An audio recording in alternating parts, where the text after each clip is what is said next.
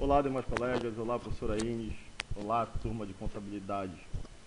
Nós daremos início ao nosso trabalho aqui que estaremos falando sobre gestão fiscal e lei de responsabilidade fiscal da disciplina de contabilidade pública, ministrada pela professora Ines, ao qual nossa equipe é composta por mim, Alan Vaz, José Augusto, Bruno Henrique, Danilo Coelho, Elisângela Oliveira, José Eduardo, Julian Souza e Miquel Moraes. Começando a contextualização do nosso trabalho, a gente pode afirmar que a prática desenfreada da irresponsabilidade na gestão das contas públicas, ou melhor, de gastos sistematicamente superiores às receitas pelos gestores públicos brasileiros, refletiu de modo negativo na economia, apontando o país para uma verdadeira ciranda financeira, sendo obrigado a diversas ocasiões a buscar empréstimos para quitar empréstimos anteriores. Este cenário deplorável encaminhou as finanças públicas a uma situação tal qual propiciou limitação ao atendimento das políticas públicas fundamentais, como saúde, educação, moradia, saneamento, entre outras. Assim, a parcela mais carente da população sofre mais, com os decrescentes investimentos governamentais das áreas sociais. O que é a Lei de Responsabilidade Fiscal? A Lei de Responsabilidade Fiscal representa uma inovação na legislação sobre finanças públicas no Brasil, trazendo conteúdo no sentido de estabelecer condutas generalizadas de responsabilidade e de transparência. A Constituição Federal de 1988 prevê em seu artigo 163 que uma lei complementar iria tratar sobre finanças públicas, dívida pública, dentre outros. A Lei de Responsabilidade Fiscal, que é a LRF, oficialmente Lei Complementar número 101, é uma lei complementar brasileira que visa impor o controle dos gastos da União, Estado, Distrito Federal e municípios, condicionando-os à capacidade de arrecadação de tributos desses entes políticos. Lei de Responsabilidade Fiscal. Tal medida foi justificada pelo costume, na política brasileira, de gestores promoverem obras de grande parte no final de seu mandato, deixando a conta para seus sucessores. Também era comum a prática de tomada de empréstimos em instituições financeiras estatal pelo seu ente controlador. A LRF também promoveu transparência dos gastos públicos. Ou seja, vimos que a Lei de Responsabilidade Fiscal veio para frear, né, os costumes que os governantes tinham de tomar empréstimo e deixar para o seu sucessor pagar sem prestar conta, de promover obras sem prestar conta, né? Então, o presidente Fernando Henrique Cardoso, em 4 de maio de 2000, veio sancionar a Lei de Responsabilidade Fiscal, quando também passou a vigorar a lei obriga que as finanças sejam apresentadas detalhadamente no Tribunal de Contas, né, tanto da União como do Estado, como dos municípios.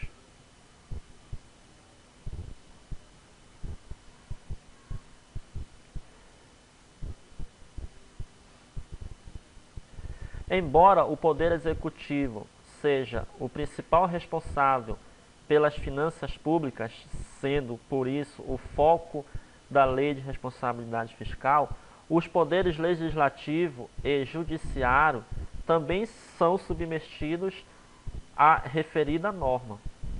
Aqui, segundo o Pires, a Lei de Responsabilidade Fiscal, apresentada como o mais avançado recurso para a solução dos problemas na área das finanças públicas, representa bem mais que uma solução, representa uma mudança cultural no âmbito da administração dos recursos públicos.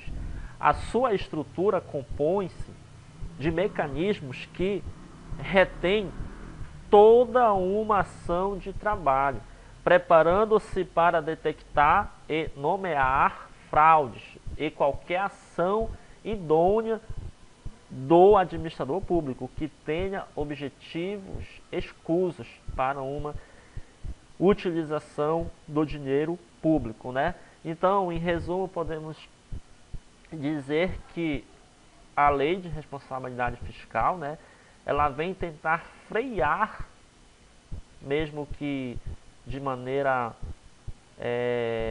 não que total, mas ela tenta frear a governança descontrolada dos administradores públicos, né, promovendo assim, fazendo com que eles sejam obrigados a prestar contas de tudo o que fazem. Os principais objetivos dessa lei são que se cumpra resultados no tocante a receitas e despesas, que os limites ideais estipulados pelas leis públicas sejam medidas e obedecidos seus parâmetros nas ações quanto a despesas com pessoal, seguridade social, quanto a dívidas consolidada e mobiliária, também com referência às operações de crédito, tanto por antecipação da receita, sucessão de garantias, quanto a inscrição em restos a pagar, que haja compatibilidade entre os instrumentos de planejamento no que se refere ao plano plurianual, PPA, a Lei de Diretrizes Orçamentárias, LDO, e a Lei Orçamentária Anual, a LOA. A lei introduz inovações em termos de contabilidade pública e execução orçamentária, na medida que introduz limites tanto para as despesas do exercício como para o endividamento. A LRF também determina o estabelecimento de metas fiscais trienais. Isso requer que o governante planeje e controle receitas e despesas, adotando medidas necessárias a prevenir ou corrigir problemas que possam comprometer o alcance das metas. A LRF provocou uma mudança substancial na maneira como é conduzida a gestão financeira dos 3 níveis de governo. Tornou-se preciso saber planejar o que deverá ser executado, pois além da execução, deve-se controlar os custos envolvidos, cumprindo o programado dentro dos custos previstos. Receita corrente líquida é o somatório das receitas tributadas de um governo, referente às contribuições patrimoniais, industriais, agropecuárias e de serviços deduzido aos valores das transferências constitucionais. Sua utilização faz-se necessária para que se calcule os limites com o pessoal, as dívidas, as garantias e os serviços de terceiros, congregando todas as receitas correntes do ente da federação para apuração, somando-se as receitas arrecadadas do mês de referências e também nos 11 meses anteriores, e finalmente dela deduzidos. Receita corrente líquida, ente da federação. Haja sistema da contribuição da classe dos servidores para que se faça o custeio do seu sistema de previdência e de assistência social. Que se proceda de forma a entender que deve conter receitas provenientes da compensação financeira, que se faz citada no parágrafo 9 do artigo 201 da Constituição Federal, e que os valores tanto pagos quanto recebidos por ocasiões da Lei Complementar 8.796, Lei Candir, seja incluídas no cálculo da receita, que corresponde ao líquido em todas as entes da Federação, bem como seja relativo ao fundo previsto no artigo 60 do Ato de Disposições Constitucionais Transitórias, que é o Fundef.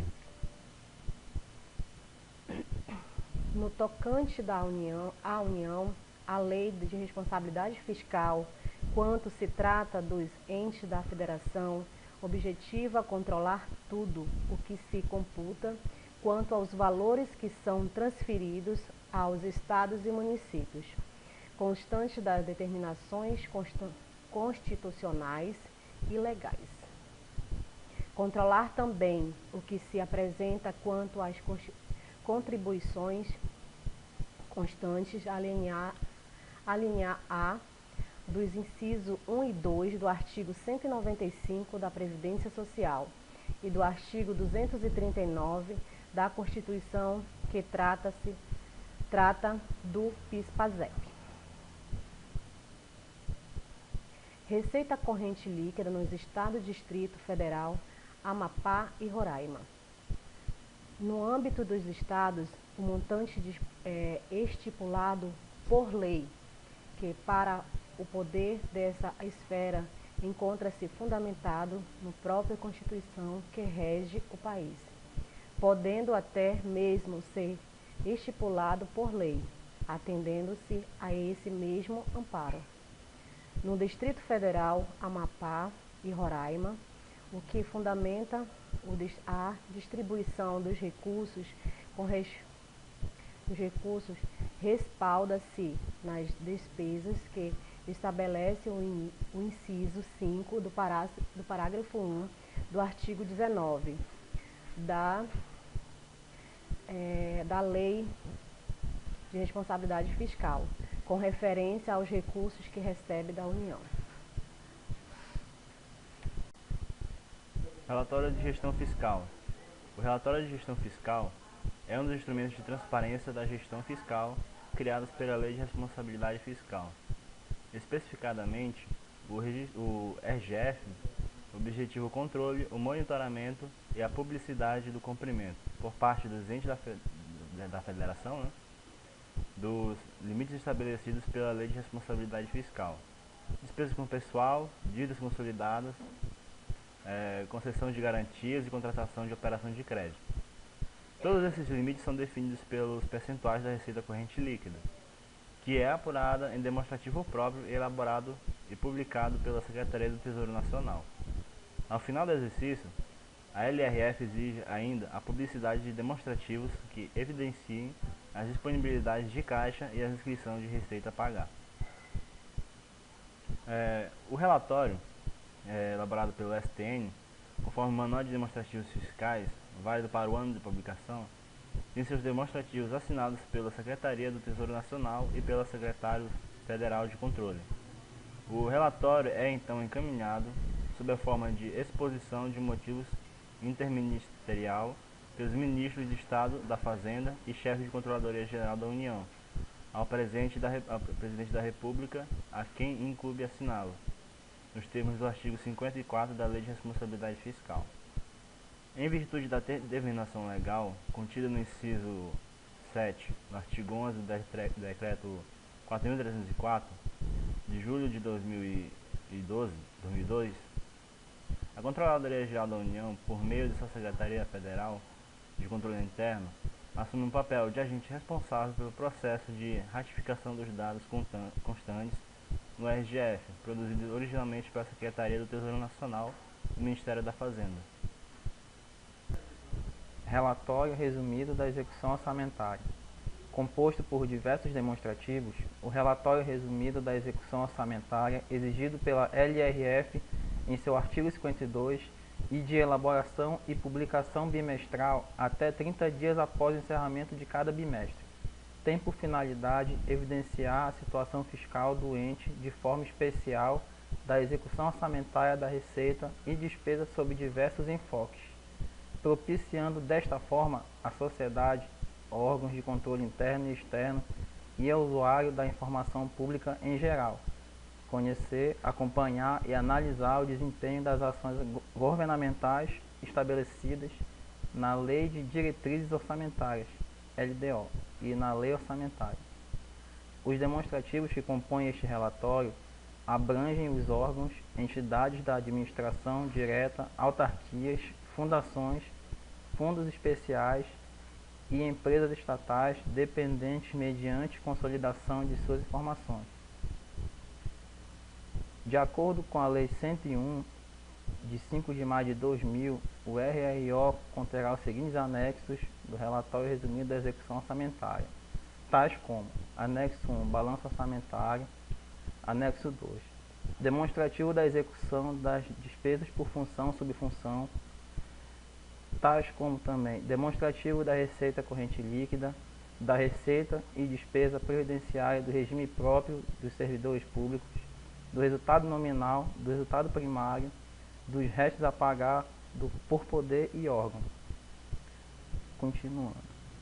Demonstrativo das receitas e despesas com manutenção e desenvolvimento do ensino, MDE, das receitas de operações de crédito e despesas de capital.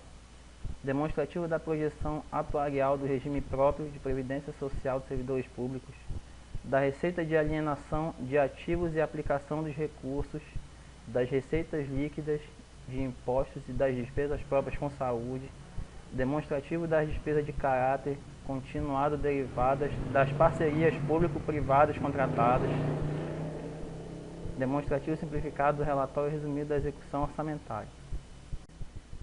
Anexo de metas fiscais. Esse anexo ele vem conter as metas anuais, estudadas em valores que são correntes e também constantes, que na verdade são especificamente resultantes de receita e de despesas, e ainda deverá conter o resultado tanto nominal quanto primário. E ainda o que se caracteriza como montante proveniente da dívida pública para o ano em exercício ao qual se referir, e também para os próximos 2 anos seguintes. Deverá conter também nesse anexo o demonstrativo dos trabalhos desenvolvidos durante os anos, ou seja, das metas anuais, instruído com memória e metodologia de cálculo, sendo que isso justifique o que se tem de resultados pretendidos, comparando-os com as então já fixadas no decorrer dos 3 últimos anos anteriores. E, evidentemente, então, a consistência dessas metas com as premissas, como também com os objetivos da política que caracteriza os dispositivos da economia nacional. Deverá conter ainda nesse anexo a evolução do que seja o patrimônio líquido, também referente nos 3 últimos anos, sendo de sua importância que se destaque tanto a origem quanto a aplicação dos recursos provenientes do que foi alienado da parte dos ativos, do demonstrativo da estimativa, bem como a compensação da renúncia da receita e também da margem de expansão referente a despesas que são obrigatórias de caráter continuado. Anexo de riscos fiscais. Esse anexo é de responsabilidade do parágrafo 1º do artigo 4º da LRF. Ele foi produzido para se avaliar os passivos contingentes, bem como a possibilidade de demais riscos que pudessem de alguma maneira afetar as contas públicas, tendo o cuidado em informar toda e qualquer atitude no caso de ocorrer esse problema. Esse tipo de problema, ou seja, de risco, geralmente são somados por ações judiciais, cujos resultados são multas cobradas ao Estado em geral. Em vista da LRF, cada governante terá que publicar a cada 4 meses o relatório de gestão fiscal, que vai informar em linguagem simples e objetivas as contas da União, Estados, Distrito Federal e municípios, do Ministério Público e dos poderes legislativos e judiciários, de todas as esferas do governo. A cada 2 meses, cada governante terá que publicar balanços simplificados das administradas. Os gestores que descumprirem a LRF estarão sujeitos a 2 tipos de sanções: as institucionais, previstas pelo próprio texto da LRF, e as de caráter pessoal, previstas na lei ordinária que trata de crimes de responsabilidade fiscal. Compete ao Tribunal de Contas fiscalizar o cumprimento normativo contido na LRF, assim emitir pareceres técnicos rejeitando ou aprovando os relatórios encaminhados, devendo proceder, nos casos de irregularidades, encaminhar para as câmaras legislativas e Ministério Público. Caros colegas, essa foi a nossa apresentação, esse foi o nosso trabalho. Espero que nós tenhamos passado um conhecimento de fato para vocês. Espero que todos tenham entendido, que nosso trabalho tenha sido esclarecido de uma forma bem sucinta e que todos possamos aproveitar desse conhecimento e que nós tenhamos alcançado o real objetivo para todos os colegas da turma. Obrigado, professora, pela oportunidade e obrigado aos colegas também. Esse foi nosso trabalho.